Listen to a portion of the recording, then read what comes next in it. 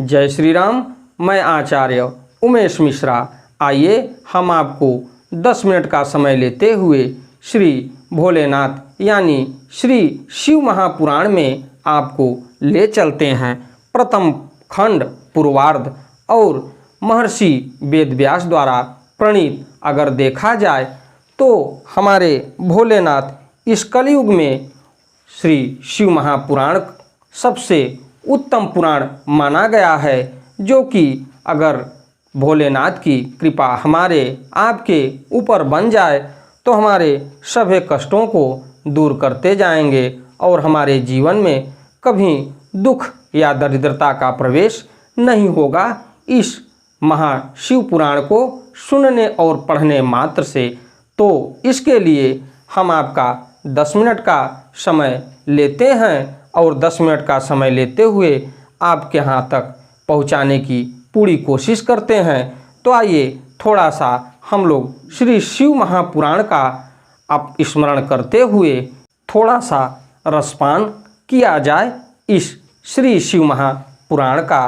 तो त्वमेव माता च पिता त्वमेव बंधुश्च सखा त्वमेव विद्या द्रविणम त्वमेव सर्व मम देव देव।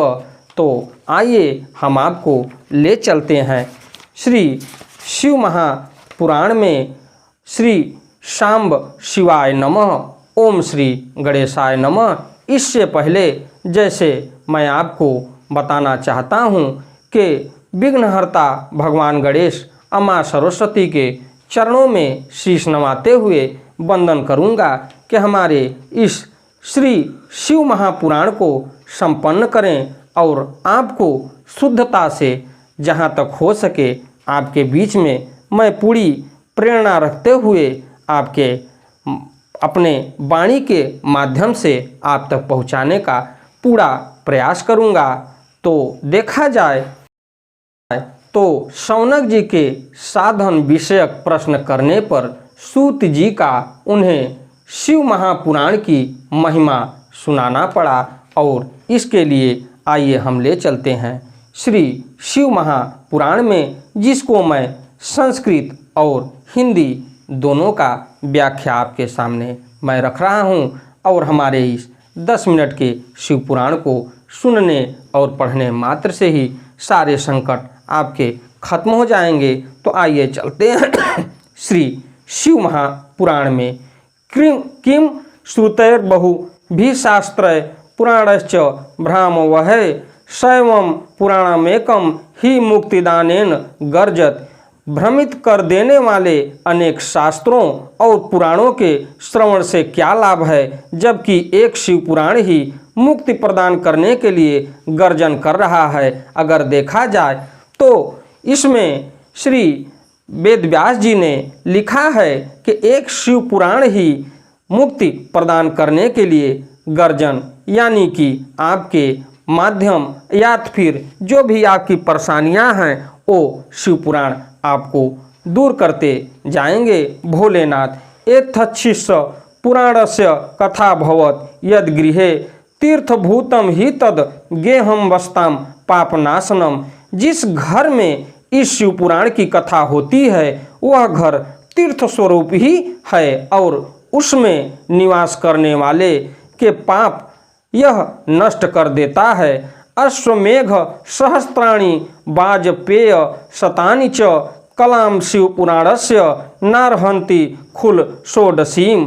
हजारों अश्वमेघ यज्ञ और सैकड़ों वाजपेय यज्ञ शिव पुराण की 16वीं कला की भी बराबरी नहीं कर सकता। तावत स प्रोच्यते पापी पाप कृन्मु निस्सप्तमम यावच्छिन्न पुराणाम ही न शृणोति सुभक्तितः। हे मुनि श्रेष्ठ, कोई अधम प्राणी जब तक भक्तिपूर्वक शिव पुराण का श्रवण नहीं करता तभी तक उसे पापी कहा जा सकता है। गंगा धाह पुण्यं सच्चध सप्तर्युगो गया तथा एतच्छि व पुराणस्य समताम यान्ति न क्वाचित। अगर देखा जाए तो गंगा आदि पवित्र नदियाँ, मुक्तिदायिनी सप्तपुरियाँ तथा गयादि तीर्थ इस शिव पुराण की समता कभी नहीं कर सकते। नित्यं शिव पुराणस्य श्लोकम श्लोकार्धमेव च स्वमुखेन पठेद्रक्त्या यदि क्षेत्रम परमाम गतिम। जिससे परमागत की कामना हो उसे नित्य शिव पुराण के एक श्लोक अथवा आधे श्लोक का ही स्वयं भक्तिपूर्वक पाठ करना चाहिए। अगर देखा जाए तो महर्षि वेदव्यास जी ने इसमें लिखा है कि अगर आपसे नहीं बन पा रहा है तो सिर्फ एक श्लोक भी पढ़ें। अगर एक श्लोक का आधा श्लोक भी पढ़ेंगे तो आपको सीधे परम गति की कामना होगी। नित्यं शिव पुराणस्य श्लोकम श्लोकार्धमेव च स्वमुखेन पठेद्रक्त्या यदि क्षेष परमागतिम। अगर देखा जाए तो जो शिव पुराण का पाठन या पठन करता है या शिव पुराण को सुनता है उसको भक्तिपूर्वक पाठ करने से परम गति की प्राप्ति होती है। एतच्छिव पुराणाम यो याच देर्यर्थ तो निशम पठेद्वा प्रतीतो नित्यम स पुण्यात्मा न संशय। जो निरंतर अर्थानुसंधान पूर्वक इस शिव पुराण को वाचता है अथवा नित्य प्रेम पूर्वक इसका पाठ मात्र करता है वह पुण्यात्मा है, इसमें संशय नहीं है। अंतकाले ही यश्चैन शृणुयादति ततः सुधी सुप्रश्नो महेशा नस्तस्मय यच्छति स्वयं पदम। जो उत्तम बुद्धि वाला पुरुष अंतकाल में भक्तिपूर्वक इस पुराण को सुनता है उस पर अत्यंत प्रसन्न हुए भगवान महेश्वर उसे अपना पद धाम प्रदान करते हैं। एतच्छिष व पुराणम यह पूजयन्य त्यमादरात स भुक्ते तो हाखिल नाम कामांते शिव पदम लभते। जो प्रतिदिन आदर पूर्वक इस शिव पुराण का पूजन करता है वह इस संसार में संपूर्ण भोगों को भोग कर अंत में भगवान शिव के पदों को प्राप्त कर लेता है। एतच्छिष्व व पुराणस्य कुर्वन् नित्य मतन्द्रितः षट वस्त्राणि दिना संयम सत्कारम स सुखी सदा। जो प्रतिदिन आलस्य रहित हो रेशमी वस्त्र आदि के वेष्टन से इस शिव पुराण का सत्कार करता है वह सदा सुखी होता है। शैवम पुराण मलम शैव सर्व स्व मादरात सेवनीयम प्रत्नेन परत्रेह सुखेप सुना। यह शिव पुराण निर्मल तथा शिवों का सर्वस्व है। यह लोक और परलोक में सुख चाहने वालों को आदर के साथ प्रयत्न पूर्वक इसका सेवन करना चाहिए।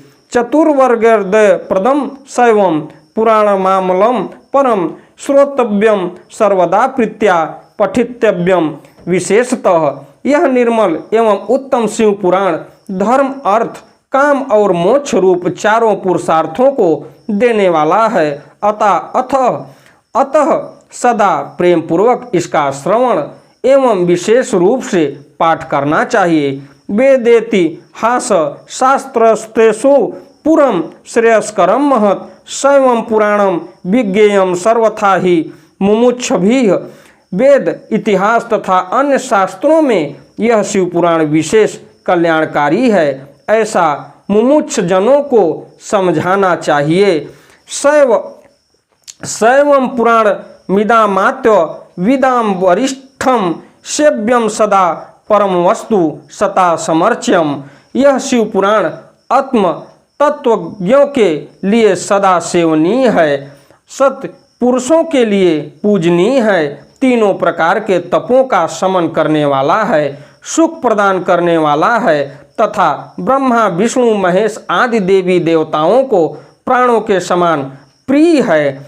शैवम पुराण दि मात्यमिदाम वरिष्ठम सेव्यम सदा परमवस्तु सता समर्च्यम तत्पत्राय भियसनम सुखदम शैव सदैव प्राण प्रियम विधि हीर स मुखा मराणाम। इस प्रकार से अगर देखा जाए तो ब्रह्मा विष्णु महेश आदि देवताओं को प्राणों के समान प्रिय माना जाता है। वंदे शिव पुराणम ही सर्वदाहम प्रसन्नधिः शिव प्रसन्नताम यायाद ददात स्व पदयो रतिम। ऐसे शिव पुराण को मैं प्रसन्न चित्त से सदा वंदन करता हूँ। भगवान शंकर मुझ पर प्रसन्न हों और अपने चरण कमलों की भक्ति मुझे प्रदान करे। इसी के साथ मैं अपनी वाणी को विराम देते हुए प्रथम अध्याय खत्म होने के बाद अब हम आपको द्वितीय अध्याय में कल जो है कि आपसे फिर मिलूँगा और इसी वक्त मिलूँगा। और हमारी वीडियो को आप देखते रहिए। भोलेनाथ की कृपा आप पर बनी रहे, आपका दिन मंगलमय हो और उसके साथ साथ प्रभु श्री राम की भी कृपा बनी रहे। हमारी वीडियो आपको अच्छी लगे तो वीडियो को लाइक करिए, शेयर करिए, चैनल को सब्सक्राइब करिए। धन्यवाद।